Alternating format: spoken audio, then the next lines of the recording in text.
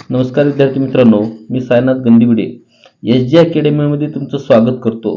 विद्यार्थी मित्रांनो, आज आपण जुलै 2022 मधील भूगोल या विषयाची आज आपण प्रश्नपत्रिका पाहणार आहोत। तर या प्रश्नपत्रिकेमध्ये आपण प्रश्न पहिला, प्रश्न दुसरा आणि प्रश्न तिसरा आज आपण पाहणार आहोत।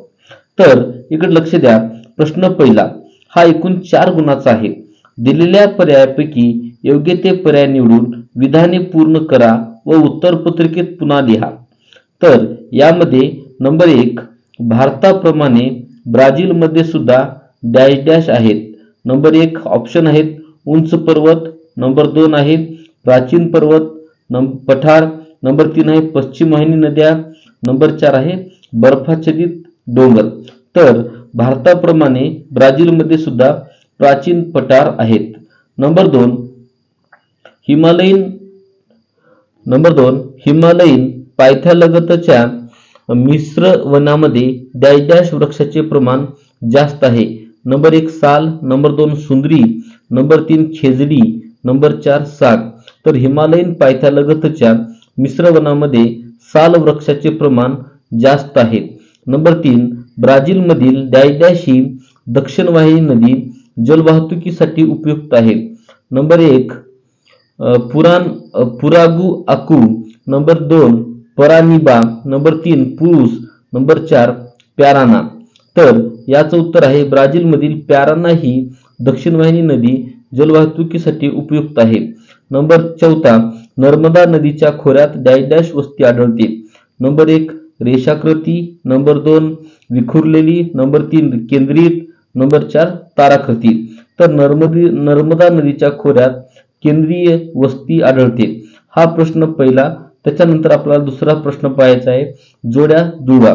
नंबर 1 क्षेत्रभेट। आता क्षेत्रभेट मध्ये त्याचं उत्तर आहे शिक्षकांच्या सूचनांचे पालन। नंबर 2 भारताचे हवामान, तर मान्सून।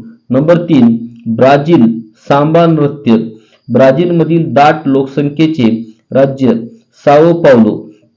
आता लक्षात घ्या, या दोन्ही प्रश्नामध्ये प्रश्न पहिला आणि प्रश्न दुसरा मध्ये ब्राझीलवर बऱ्यापैकी प्रश्न विचारलेले आहेत। त्यानंतर आपल्याला प्रश्न तिसरा पाहायचा आहे टिपा लिहा।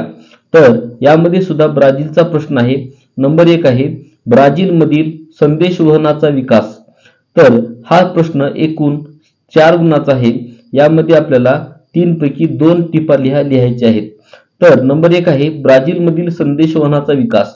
तर त्याचं उत्तर आहे नंबर 1 ब्राझील मध्ये अतिशय विकसित व कार्यक्षम स्वरूपाच्या दूरध्वनी, भ्रमणध्वनी, दूरदर्शन प्रसारण, आकाशवाणी प्रसारण, संगणक, इंटरनेट इत्यादी सेवा उपलब्ध आहेत। नंबर 2 ब्राझील मध्ये सुमारे 45% अधिक लोकसंख्येकडून इंटरनेटचा वापर केला जातो। नंबर 3 ब्राझीलच्या दक्षिण व मध्य भागात लोकसंख्येचे दाट वितरण आहे व त्यामुळे या भागात अत्यंत आधुनिक दूरसंचार सेवांचा वापर केला जातो।